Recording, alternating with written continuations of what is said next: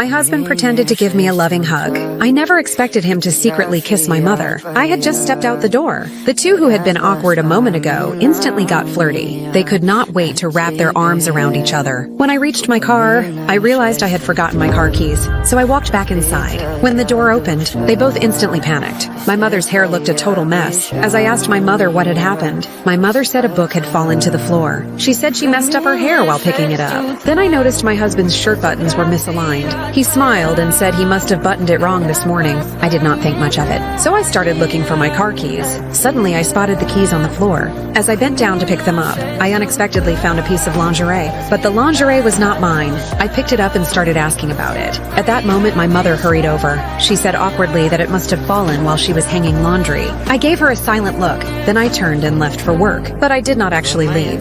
Instead, I went to the door and made a show of closing it. Then I quietly hid in a corner.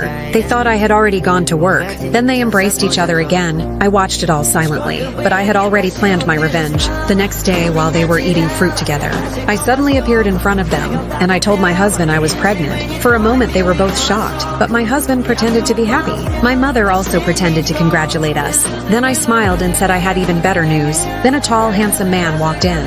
I introduced him as Mark the lawyer. He was also the father of the baby. My husband lost it and accused me of betraying him, but my mother asked whether we were truly in love. I said firmly that we had been together for a long time. At that moment, my mother seemed encouraged. She admitted to her relationship with my husband. Then my husband said he truly loved my mother. He wanted me to let them be together. But they did not know it was all part of my plan. Then Mark took a voice recorder out of his pocket. He played their earlier conversation. My mother realized I had deceived them. Seeing the lawyer standing right there in front of them, the two of them had no choice but to leave the house.